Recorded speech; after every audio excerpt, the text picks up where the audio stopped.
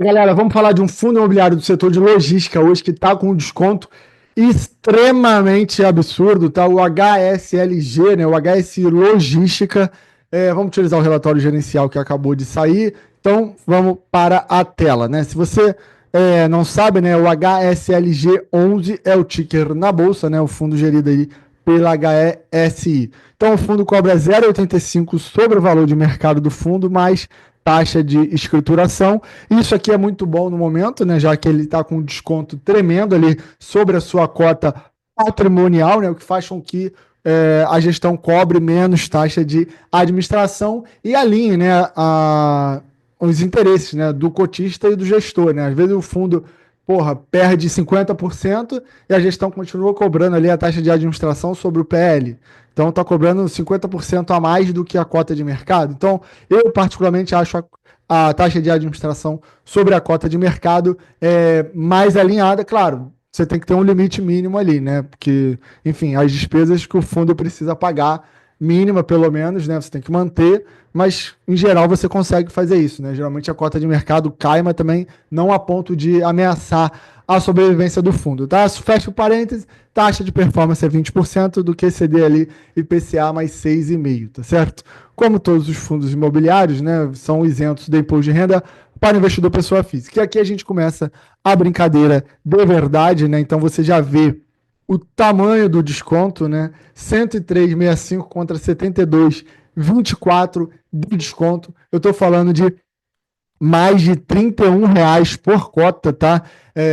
O fundo imobiliário ele não tem desconto, ele não é isento, né, para compra e venda, mas ainda assim eu enxergo aqui uma oportunidade interessante para você que quer fazer ganho de capital, né? Então, se a gente mais de R$ 31,41 por cota, realmente o negócio tem que estar muito ruim para justificar esse preço aí. A gente está falando, né, de uma negociação aí a 69% do PL, né, um desconto ali bastante alto, tá certo? Um fundo que, apesar de não ser muito, né, conhecido, não vejo muita gente falar dele, mas ele tem mais de 40 mil cotistas, não é tão pouco assim, e o fundo distribuiu, né, 65 centavos aqui esse mês que a gente está falando. Diga-se de passagem, é uma queda, tá, na distribuição, e ele vai explicar o motivo, né? Todos os fundos aí de tijolo da HSI adotaram essa estratégia, né? Um fundo que usa a estratégia de ter 100% do controle, tá, dos seus ativos, isso também é importante, embora ele tá fazendo ali um BTS para Meli, né? Então nessa ele não tem ali 100%, como a gente vai ver, mas até o momento, né, você tem 100% de ocupação, um valor, né, metro quadrado ali, em média, consolidado de 25,04, são ativos, né, 100% qualidade AAA, então, assim, ativos de qualidade bem localizados, de maneira diversificada. Você vai ver que ele tem atuação em vários estados e com baita desconto, tá? Então, realmente, a minha opinião é para ficar de olho, né? Esse valor aí de 65, você está falando de um dividend anualizado de 10,8, tá? Ao ano, isso para tijolo, né? Um mercado considerado normal, sem estresse, né? Sem esse momento macro desafiador que nós estamos vivendo, a gente está falando ali de um yield médio ali que poderia variar entre 7 e 8. Hoje, ainda que ele tenha diminuído, ele está pagando quase 11%, tá? E ele já dá um guidance aqui, ou seja, uma previsão, tá, para os próximos 6 meses de pagar entre 65 centavos e 76. É realmente um valor bem elástico, né? É uma diferença grande entre pagar 65 e 76 centavos, mas enfim, é uma forma do gestor se prevenir ali, depois não ser acusado de não entregar o que prometeu, né? Então, de forma ali alinhada, né, entre os fundos de tijolo da HSI, eles resolveram reter um pouco, né, o valor, né, o lucro a ser distribuído. Claro que isso não vai sumir, isso vai ficar em caixa, e diga-se de passagem, o caixa, né, está sendo também muito bem remunerado, então eles optaram, né, de diminuir aí para preservar o capital do fundo e ver, né, se esse momento macro mais desafiador vai passar, tá? Então aqui a gente chega no resultado, tá, de janeiro. Você vê aqui, né, o realizado 67 centavos por cota, ele distribuiu 65, acumulou, né, 2 centavos, né? Claro, né, esse valor que o gestor vai reter, ele não vai sumir do mapa, né? Ele não vai para o bolso do gestor, ele vai ficar transitando no fundo e aí segue a regra, né, de ter que pagar ali até 95% do fundo no semestre. Se o gestor eventualmente ficar acumulando, ele vai ter que pagar uma hora, né, pelo menos até ali o fim do ano, tá? Então aqui o fundo terminou já 2024 com 79 centavos, tá, acumulado, mas o acumulado de janeiro, o fundo tem uma reserva hoje de 81 centavos por cota. É realmente bastante coisa e que dá uma certa segurança, tá? Você teve a cobrança ali também da taxa de performance relativo ao segundo semestre de 2024, tá? E em termos de despesa aqui, né, se você considerar X, né, a taxa de performance, ou seja, tirando a taxa de performance, você está falando, já incluindo, né, as despesas financeiras, de 16% ali da receita imobiliária, um nível bem ok. Hoje você tem uma despesa financeira, né? Claro que isso pode ter variações no mês, mas vai rodar muito próximo disso aqui, sem contar as amortizações, uma despesa financeira que dá 8% ali da receita imobiliária, o que mostra, né, que o fundo deve ter uma alavancagem, mas não é nada também que seja assim extremamente perigoso, tá certo? Aqui a projeção, né, como ele já botou o guidance ali até junho de 25, para pagar entre 65 e 76 centavos, tá? Você vê nitidamente uma queda aqui, ele vinha pagando 74 centavos e, né, começou o ano ali definindo que vai pagar 65 centavos em janeiro e o guidance que a gente já falou, tá certo? Então, em termos de quantidade de investidores, ele manteve mais ou menos estável, né, com um pequeno crescimento ali e um pequeno decréscimo de dezembro para janeiro. Perdeu um pouco a liquidez ali que ele vinha no último trimestre de 24, mas também, assim, no investidor pessoa física, se você não for entrar com uma grande quantidade, não, acho que não seja motivo também de não investir por conta disso, tá? Então aqui um pouco dos investidores, né? 36 são pessoa física, 3,4 institucional e mais 60 ainda originais, tá?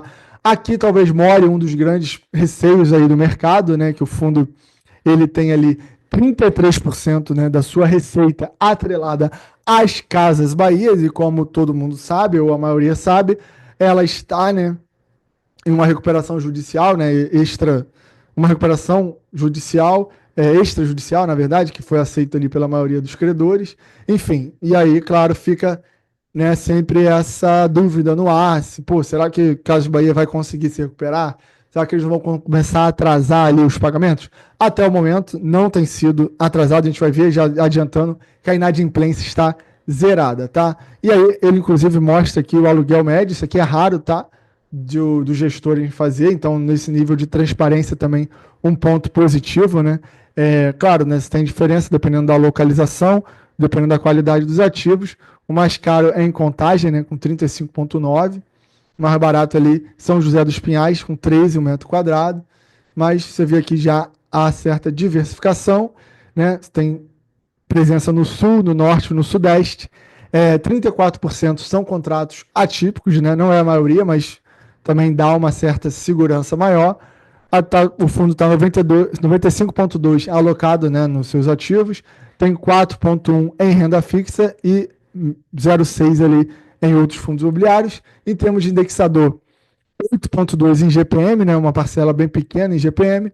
A grande maioria continua sendo o IPCA ali com 91,8, tá certo? E aqui a gente chega nas obrigações do fundo, né? Você está falando de um índice de alavancagem líquido do fundo de 19,6, não é tão baixo assim, tá? Sendo que você tem ali vencimentos, são longos, né? O mais próximo aqui em agosto de 28, um total ali de mais 310 milhões de reais, 72% da dívida, né? Uma faixa ali de consolidada de IPCA mais 7,67, 28 em CDI mais 2,20. Claro que tanto um como o outro aumentando é prejudicial ali para o fundo, né? Então aqui o cronograma de amortização, né? Isso aqui é que pega um pouco mais. Você vê que a despesa lá de juros está controlada, né? 8% da receita imobiliária não é algo assim tão nefasto, mas você tem um ajuste de contas aqui, né? Em 2029 principalmente, mas 2027, 2028 também já começa a pesar mais. Mas para esse ano, ano que vem, né? Diria que está bem tranquilo ainda e dá tempo para ver também se as coisas, né, se acalmam e melhoram, né? O fundo tem ali mais de 72 milhões em liquidez, então ele preservando esse caixa aqui, você passaria pelo menos ali até 2027 bastante tranquilo. Então não é algo que, assim, que ameaça, embora a alavancagem não seja, né, minúscula, né, está falando de quase 20% ali de alavancagem líquida, mas para os próximos anos, né, a dívida ela se rola, ela se negocia também. Enfim, não vejo ali uma ameaça muito grande, né? Em termos de portfólio, né, como eu falei, tirando o BTS aqui da Melius, né, você tem 100% de controle dos ativos, né, e aí bastante diversificado, né, você tem em Arujá, São Paulo, São José dos Pinhais, Paraná, Contagem, né, Minas Gerais, Itapevi, São Paulo, Manaus, Amazonas e Araucária também, Paraná, tá? Então, para a gente se encaminhar já para o final, você tem, né, um valor patrimonial de 3.140 metros quadrados, o fundo está sendo negociado a 2.365. Como a gente viu lá em cima, é um desconto que não dá para ignorar, tá certo? E além disso, né, você tem uma vacância física já desde novembro de 24 que está zerada, uma inadimplência que também está zerada, então operacionalmente o fundo vai muito bem, obrigado, tá certo? E ele vai dar aqui, né, mais detalhes, se você quiser ver ativo por ativo, não vamos passar nesse momento. Por hoje era isso, acho que ficou bom já, para a gente não estender muito o vídeo. E, claro, não deixe de se inscrever no canal, ativar as notificações, tá certo? Se você quiser saber sobre fundos imobiliários, FIAGROS, FIINFRAS. Grande abraço!